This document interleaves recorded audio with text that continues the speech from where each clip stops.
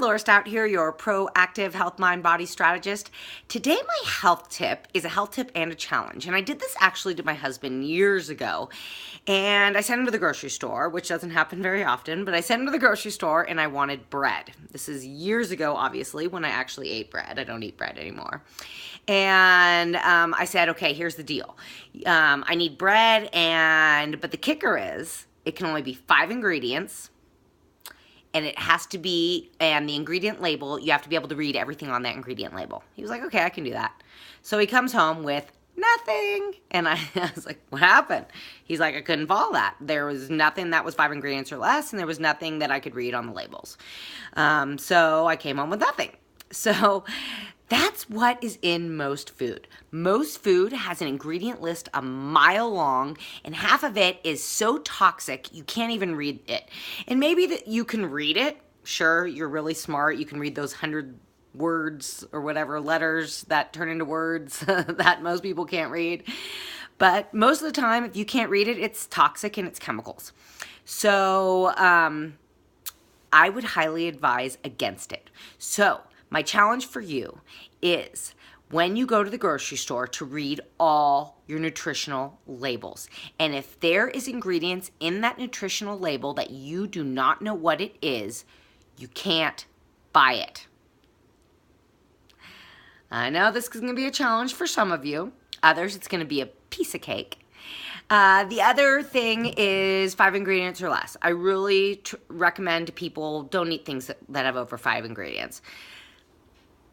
This isn't 100%. There's some things that I love that are over 5 ingredients. I kind of scoured through my food to see what I had, and I don't really have a lot of processed food, actually, but there was 2 things I did find. One I really like is avocado mayonnaise. Now, avocado mayonnaise has more than 5 ingredients. It has kind of a decent long list of ingredients. But they're all things that I can understand and I know what they are, like avocado oil, cage-free egg yolks, filtered water, organic cage-free whole eggs, organic white vinegar, organic honey, organic mustard, organic rosemary extract. I understand what those are. So once in a while, I eat this and I'm absolutely okay with that. I found this. I do eat edamame spaghetti. I love getting this at Costco.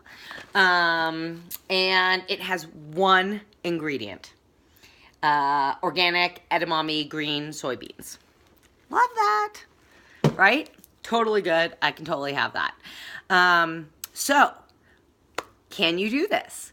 Can you start reading ingredient labels? For one, you should be reading ingredient labels all the time because you never know what's in shit. I mean, there's a lot of shit in shit.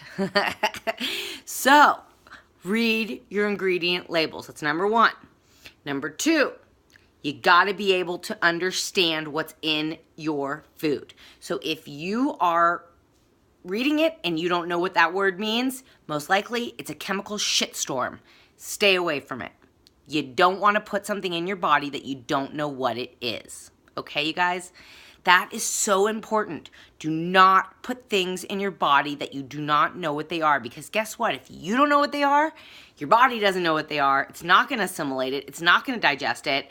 And it's probably just going to come out the other end. And it's not going to be pretty. So, read your labels. Try to keep it under 5 ingredients or less. And the challenge is on. You can do it. I know you can. Have a healthy, happy day.